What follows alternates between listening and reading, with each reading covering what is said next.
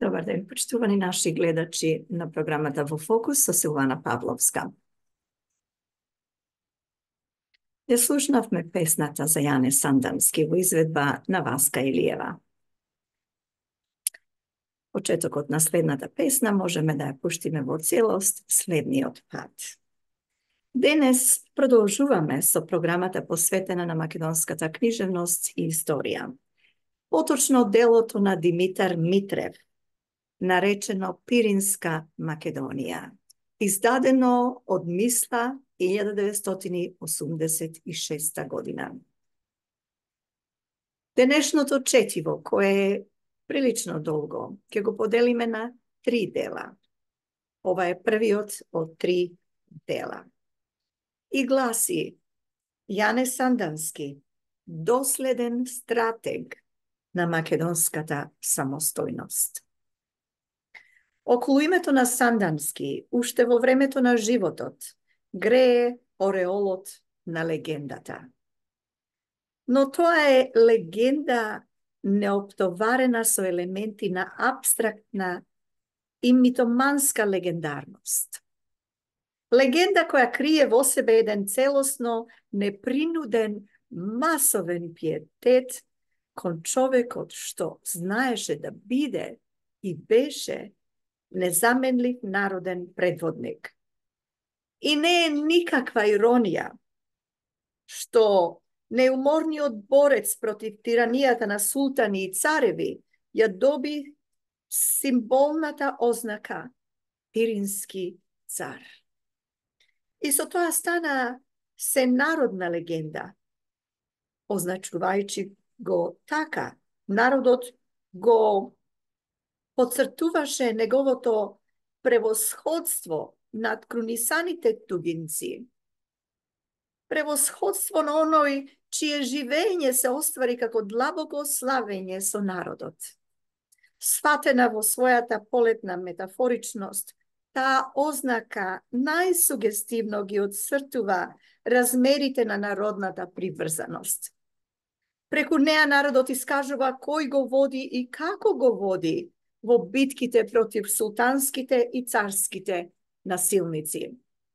Легенда во која непогрешивиот инстинкт на масите за оценка на историски предодредената личност го добија и својот хиперболичен и својот своевидно автентичен израз. Но легенда во која богато е вкаена визијата за реалистичноста на Сандански како вонреден организатор и доследен стратег на револуционерната акција, на онаа акција што го догонуваше идеалот на македонската самостојност. Една подгрупа, една нестварна легенда околу името на Сандански исплетоа непријателите на македонската самостојност и фалсификаторите на македонската историја. Тие не можеа да ја сокријат вистината за личноста, што авангардно настапуваше во преломни моменти од летописот на нашата национална револуција. По силата на неумолливата објективност на фактите, тоа не можеа да го сторат. Тешко се премолчува една популарност што ги прими димензиите на масовно однегувана легендарност. И затоа, оние непријатели и оние фалсификатори се покажаа бестијално необјективни и цинично бескрупулозни во карактериолошкото оценување на личноста, израсната уште во текот на настаните, со достоинствата на врвно револуционерно избраништво.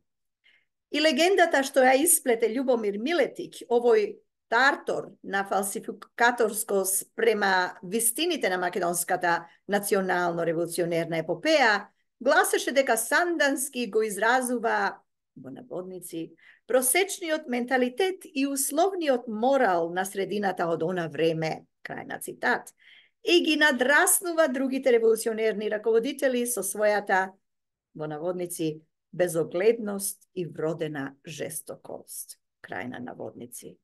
Подруга не можеше да биде атестацијата упатена кон главниот противник на оние што можеа да го напаѓаат само од пусијата на безпределна аморалност, на безпримерна слугинска безогледност, на наемничка свирепост, проткаена со крајна омраза и краен страв и на еден професионално оформен фалсификаторски менталитет и за кој не е пресилено да се рече дека и без преседан во историјата на фалсификациите.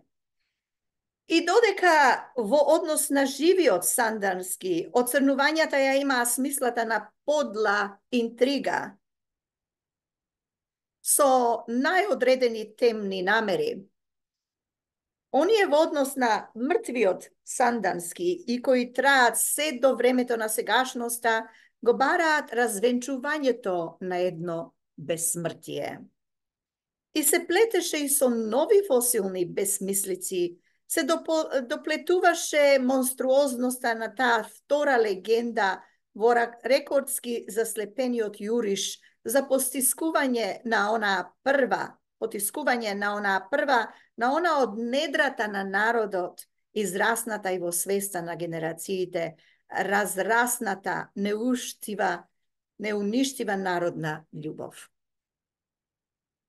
Но не е подлоста и темнотијата на интригинанството што не престанува да побудува аверзија најфрапантното во доменот на фалсификаторската стерилност. Најперфидно во тие заслепени обиди за развенчување е извртувањето на остварени дела и на остварени достоинства, што значеа многу и за времето на нивното остварување и за времето на иднината.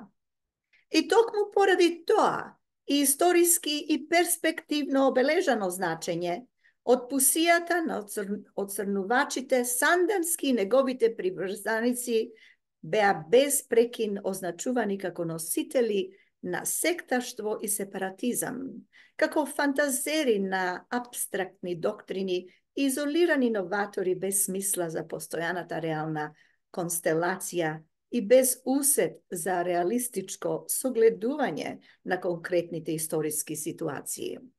За тие обвини за нереалистичност се криеше еден сосема реален страв од самата практичка оствареност на позиција што беше и длабоко патриотска и длабоко револуционерна.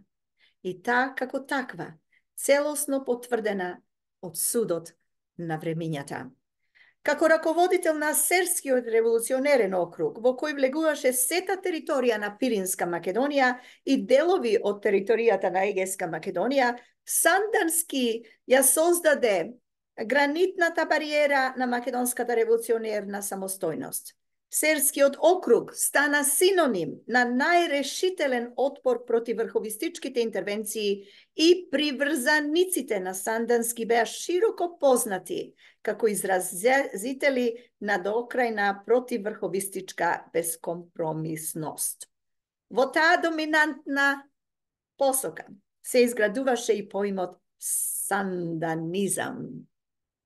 Поимот на она револуционерна струја, која навистина војуваше во името на една изолација, но изолација од неа што беше и провокаторството и атентатот врз судбинските интереси на македонската национална револуција. Затоа, стравот од Сандански и санданистите беше страв од зацврсувањето на таа револуција како собствено дело на македонскиот народ. Тоа беше суштинскиот подтекст на она втора, на она нестварна легенда. И посебното и врвното во делото на Сандански е токму во консеквентната реалистичност на ставот и акцијата за одбрана и до развивање на една револуција што требаше да го извојува правото на самостојно и во која секој однос суверено постоење на македонскиот народ. Раководната максима од која тргнуваа Сандански и санданистите најотворено предупредуваше дека македонското прашање е неразрешиво ако не се постави како прашање на самиот македонски народ. Не постои позначајна револуционерна задача во борбата на внатрешната организација од подготовката на масите сами да станат господари на својата судбина. Илузијата за спасоносната помош од надвор треба да се пресече уште во незините корени. Кај самиот Сандански, таа илузија беше уништена во неговата рана младост. Во своите спомени, тој соопштува дека учествувал како патриотски екзалтиран младинец во една врховистичка чета под командата на бугарски офицери и тогаш разбрал дека зад, во наводници, братска помош, крај на наводници, на поробената Македонија се крие намерата за незиното присоединување кон Бугарија. Тогаш, ова е цитат, вели Сандански, тогаш си дадов клетва во себе да не бидам ничие оружје, рекол Сандански. Од таа клетва е предодредено и сето најкарактеристично во револуционерната повест на Сандански. Историјата на борбата што ја водеше внатрешната организација против врховизмот го обележува ликот на Сандански како нејзин вонреден стратег. Во таа борба богато се изрази неговиот усет за максимална ефектност на револуционерната акција и неговата непомирливост спрема најперфидниот непријател на македонската самостојност и одданоста кон сопствениот народ. Тоа врховистите најдобро го знаеа и во личноста на Сандански го гледаа својот најопасен противник. Наоѓајќи се во непосредно соседство со Бугарија и на патот низ кој поминуваа врховистичките офицерски чети, Пиринска Македонија стана терен на остри судири помеѓу заштитниците на македонската револуционерна внатрешност и терористичките интервенти на великобукаризмот. И самиот почеток на револуционерната дејност кај Сандански е обележен со упорна подготовка на противврховистичката борба. Од ефикасноста на таа борба, токму на територијата на Серскиот округ, зависеше оневозможувањето на врховистичкиот пробив во другите револуционерни окрузи на Македонија. Основната задача беше да се развие врховистичката инвазија уште во незиниот прв чекор и се постигна тоа со серија акции за разоружувањето на врховистичките чети и со нивното враќање назад. Во почетокот на борбата со врховистите, Сандански намерно ги избегнуваше крвавите судири. Тој знаеше дека во тие чети има и луѓе што беа поведени од прикриените во својата стварна сушност агитации за помошта на братот Роб, па требаше да им се помогне да се ослободат од нивните заблуди. Тој сакаше и кај нив да настане пресвртот што настана кај самиот него. Затоа Сандански действуваше во таа почетна фаза и со силата на разоружувањето и со силата на убедувањето. На една врховистичка чета беше присилена, тоест не една врховистичка чета беше присилена од заседите на пиринските чети да се предаде без бој, да биде целосно обезоружена и од зборовите на самиот Сандански да ја дознае висината за својот непријателски чин спрема борбата на македонскиот народ. Цитирам: "Ние водиме борба против вас, врховистите, зашто сакате да ја подчините внатрешната организација и да ја направите оружје на бугарскиот двор. Вие го направивте џумајското востание и со вашите действија и придадовте на организацијата карактер на едно вештачко движење, што се инспирира од вас, од официјална Бугарија, а не од внатрешноста од самиот народ. Со тоа вие сакате да го дискредитирате независниот карактер на организацијата, да го уништите незиниот престиж и ставање впечаток дека ние сме оружје на бугарската држава и со сето тоа му пречите на македонскиот народ. Ете зошто ние се бориме против вас." Крај на цитатот. И покрај разобличувачките лекции што ги добива при своите први чекори на македонска земја, четите на бугарскиот врховизам не престануваа со своите обиди за инвазија во внатрешноста на Македонија. Но тоа значеше и завршеток на фазата на бескрвно разоружување. Тогаш Сандански ја прифати тактиката на одговорање на ударот со удар. Започна епопејата на крвавата расправа со врховизмот. Пиринска Македонија стана терен на тешки и продолжителни битки во одбрана на македонската револуционерна самостојност. Нека биде тоа крај на првиот дел од 3 дела на четивото посветено на Сандански. Јас ви благодарам за вашето внимание. Може би приметивте дека денеска наглава носам една шамија. Шамија која што заедно комплет со носијата ја купив од